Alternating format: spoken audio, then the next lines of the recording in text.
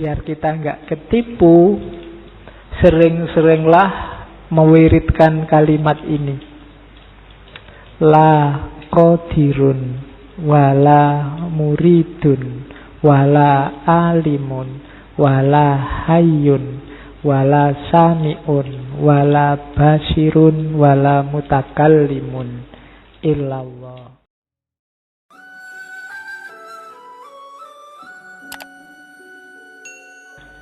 Sebelum masuk ke dunia tasawuf, ada tahapan mengenali diri. Ini nanti di Kanzul Ma'rifah. Itu yang saya bilang tadi, masih ada bau-bau wujudiyah. Syekh Muhammad Arsyad termasuk bisa menerima teori Nur Muhammad. Saya tidak akan mengulang karena panjang penjelasannya. Silahkan direview, diulang lagi di Ibnu Arabi. Itu panjang lebar saya sudah jelaskan bagaimana posisi ontologis Nur Muhammad. Jadi ingatlah sumber esensial kita dari Nur Muhammad. Ini yang kalau orang Jawa menyebutnya teori kemarin di Sunan Kalijogo, sangkan paraning dumadi, asal usul kita. Jadi yang pertama, kenali diri kita, ingat-ingatlah asal usul kita. Di situ pakai istilah Nur Muhammad. Jadi orang untuk membersihkan diri biar tidak sombong, tidak tamak, tidak riak, itu cara paling simpel. Kenali diri, kita itu dari mana, mau kemana, hidup di dunia ini hakikatnya apa. Itu yang pertama. Yang kedua, mati sebelum mati. Ini panjang, nanti di belakang banyak dijelaskan oleh Syekh Muhammad Arsyad. Jadi mutu qabla anta mutu, matilah sebelum mati. Nah, ini kadang-kadang ada yang menafsirkan vulgar. Dalam beberapa tradisi mistik, mati sebelum mati itu kemudian dipahami sebagai dikubur hidup-hidup. Namanya topo, pendem. Nah, ini sifatnya simbolik, nanti ada maknanya di belakang. Yang jelas bukan dikubur hidup-hidup kayak orangnya dipendem di dalam tanah begitu. Saya masih ingat dulu ada film Sunan Kalijogo, itu Sunan Kalijogo dikubur hidup-hidup. Ya kalau untuk film sih dramatis, bagus. Coba untuk hidup sehari-hari jangan dijajal. Nanti kamu nggak bisa kembali dikubur beneran. Ya enak sih kalau nggak kembali, wong sudah dikubur, tinggal orang-orang pulang kan beres. Nggak, mati sebelum mati maknanya bukan itu. Nanti di belakang dijelaskan. Yang ketiga, ya fokuslah pada memfanakan diri dalam kudrat Allah, iradat Allah, dan ilmu Allah. Kudrat Allah itu semua yang terjadi itu sudah kepastian dari Allah. Iradat Allah, segala yang kamu alami itu adalah keinginannya Allah, dan ilmu Allah sesuai pengetahuannya Allah. Jadi kita manusia itu tidak punya peran apa-apa. Itu namanya memfanakan diri. Kalau aku pinter, itu sudah kodratnya Allah, sesuai keinginannya Allah. Kalau aku sumpek juga sudah kodrat Allah, sesuai keinginan dan ilmunya Allah. Apapun yang terjadi padaku sudah kehendaknya Allah. Kalau kita bisa nyampe level ini, kita akan lebih cepat masuk ke makom fana. Kita itu tidak ada artinya apa-apa, tidak pantas sombong. Bahkan eksistensi kita hakikatnya juga tidak ada. Jadi fana fil kudrat, fana fil iradat, dan fana fi ilmillah. Jadi latihan dalam dunia sufi itu Pertama, wawasan kita tentang sangkan paraning dumadi yang basisnya adalah Nur Muhammad. Kemudian melatih jiwa untuk bisa mati sebelum mati beneran.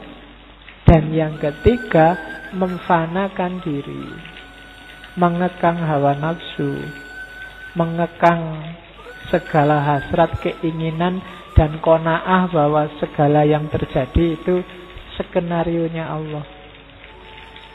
Orang yang nyampe level ini ndak akan marah, ndak akan kecewa, ndak akan sumpek, galau, stres. Kalau kita masih bisa sumpek, galau, stres, komplain, mengeluh, pasti kita belum nyampe di sini. Dan kelihatannya kita semua juga belum nyampe. Ya. Jadi kita usahakan, tapi ya, meskipun hari ini saya bilang tadi, kita hidup di sekeliling orang-orang yang tiap hari marah, tiap hari komplain, tiap hari mengeluh, tiap hari tidak terima sama yang terjadi.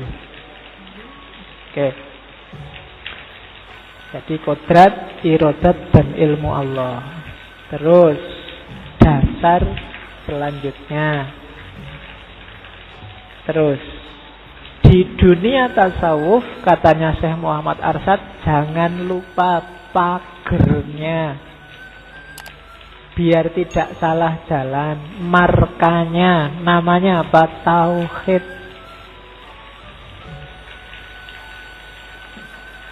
Tauhid itu kita sering mengartikannya dalam bahasa Indonesia mengesakan Allah. Mohon jangan keliru mengartikan esa ya. Banyak orang salah. Mengesakan itu mungkin apa? Kalau itu dari bahasa etat. Esa beda dengan eka. Kalau eka satu. Eka itu satu. Kalau esa itu semacam tunggal. Esa itu orientasinya ke keberadaan. Jadi bukan urusan jumlah. Kalau urusan jumlah 1, 2, 3 itu eka. Maka ketuhanan yang Maha Esa itu kalau diartikan letterlek itu percaya pada adanya Tuhan. Bukan satu. Kalau satu itu eka. Maka tidak ada hubungannya dengan apakah itu Trinitas terus Tuhannya 3, berarti bukan Pancasila. Awas keliru. Jadi esa itu semacam tunggal. Atau kalau disimbolkan pakai komputer ya 1 sama 0. Esa itu 1, lawannya 0. Lawannya apa? Tidak percaya Tuhan. Jadi tidak ada hubungannya sama jumlah. Bukan kok ketuhanan yang Maha Esa itu berarti yang Tuhannya 1, yang Tuhannya banyak itu bukan ketuhanan yang Maha Esa. Tidak berkonotasi ke situ. Kecuali pakai kata-kata eka. Kalau eka 1 memang ketuhanan yang Maha Eka. Ayo kita ganti gitu nggak apa-apa. Maha 1. Tapi enggak. Makanya pakai istilah esa. Oke. Jadi yang Trinitas seandainya punya Tuhan 3 sekalipun tidak masalah. Tetap dia percaya adanya Tuhan. Jadi orang Indonesia wajib bertuhan. Ya mungkin boleh kamu diskusikan. Kalau mempertuhankan harta gimana Pak? Mempertuhankan jabatan gimana Pak? Tidak apa-apa itu. Berarti tergolong Pancasilais. Ya. Oke. Ya bisa kamu gali. Kenapa istilahnya kok bukan Tuhan yang Maha Esa tapi ketuhanan? Kalau ketuhanan itu cuma diambil sifatnya loh. Bukan sosoknya. Nah itu diskusinya panjang lagi. Nanti lama-lama kamu kayak Habib Rizik, ganti aja Pancasila. Pindah Indonesia. Oke, terus. Jadi pagernya tasawuf, pagernya suluk kita adalah tauhid. Tauhid itu ya rumusnya simple. La ilaha illallah. Cuma itu. Dikatakan gampang, tapi dipraktekkan tidak simpel. Jadi dalam hidup kita orang bertauhid itu prinsipnya cuma la ilaha illallah. Segalanya nggak ada artinya, nggak ada nilainya, nggak penting. Satu-satunya yang penting hanya Allah. Nggak boleh ada yang kita posisikan di level Allah.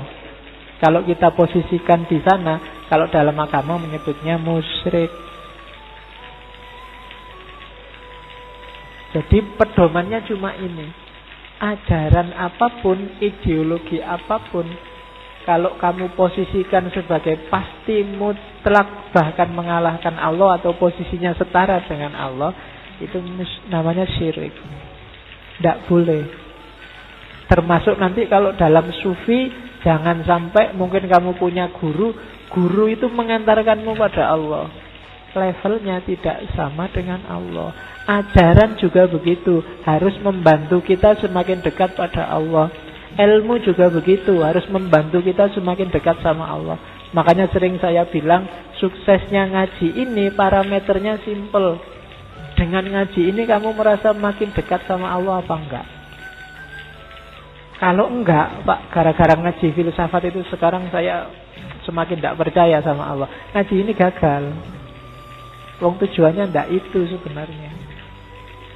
Segala yang bikin kamu menyimpulkan begitu, berarti dia nabrak prinsip ini. Coba kamu evaluasi lagi. Segala yang bikin kamu lebih santai melanggar keinginannya Allah, berarti semakin menjauhkanmu dari Allah. Semakin keluar dari koridor yang namanya tauhid. Jadi pagernya ini. Di tauhid saya sering bilang levelnya cuma 2, kholik sama makhluk. Kholiknya cuma satu, Allah. Berarti selain itu semuanya makhluk. Tidak boleh ada yang diposisikan di level kholik. Apapun itu.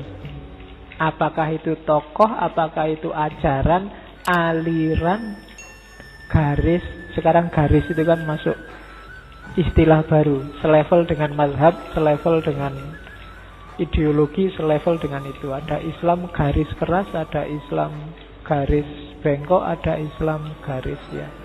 Jadi sekarang ada istilah baru, garis.